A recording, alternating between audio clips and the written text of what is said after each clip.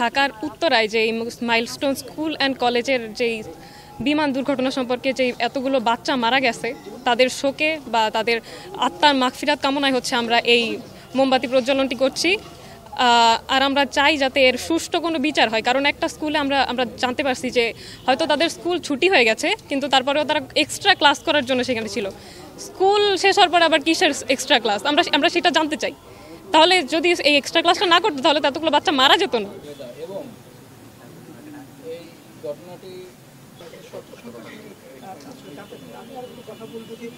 আবাসিক এলাকায় কিভাবে বিমান প্রশিক্ষণ চালায় তারা, আমি এ দেশের কাছে প্রশ্ন করতেছি যে 1975-76 সালের বিমান কিভাবে এখনও এই দেশে চলতেছে, কিভাবে এটা দিয়ে প্রশিক্ষণ নিচ্ছে এখনও।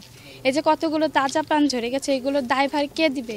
কতগুলো মায়ের আর্তনাদ, এগুলো কে দিবে? কে এগুলোর দায় বহন করবে? তাই আমি সরকারের কাছে এটাই আবেদন জানাই যে আবাসিক এলাকায় কোনো আগের 90 দশকের বিমান প্রশিক্ষণ যেন না দেয়। ঢাকা একটা জনবহুল এলাকা, তো এখানে আমাদের আসলে ম্যাক্সিমাম কাজকর্মই প্রশাসনিক কাজ সবই তো ঢাকা কেন্দ্রিক। তো প্রশাসন থেকে হয়তো আরও ভালো জায়গায় ট্রেনিংটা করানো ব্যবস্থা করতে পারতো।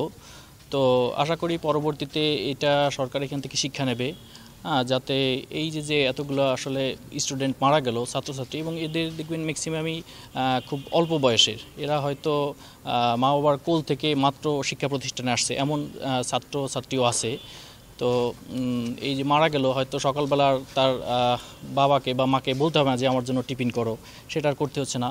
তো এর জন্য আমাদের পুরো জাতি যে শোকে মাতোয়ারা, সেটা আমরা গতকালকে থেকে লক্ষ্য করছি। আমি মনে করি যে কালকের যে ঘটনা এটা টোটালি আমাদের সরকারের একটা দোষ, কারণ সরকার বিমান বাহিনীর প্রতি জোর খুবই কম দিয়েছে। আমাদের নৌবাহিনী, আমাদের সেনাবাহিনী কিন্তু খুবই উন্নত, কিন্তু সেই দিক বিবেচনা করলে কিন্তু আমাদের বিমান বাহিনী খুবই ব্যাকডেটেড, এবং এদের কাছে যেসব বিমান রয়েছে এগুলো খুবই পুরাতন আমলের বিমান, এবং অন্য দেশ 2000 সালের আগে সেগুলো কিন্তু ব্যবহার করা বন্ধ করে দিয়েছে। গতকালকের ঘটনা এটা আমি মনে করি প্রত্যক্ষ হয়েছে। এটা এই যে জনবহুল ঢাকা সিটিতে বিমান বাহিনীর ক্যাম্প রাখা মোটেই আমি মনে করি যথোপযুক্ত নয়।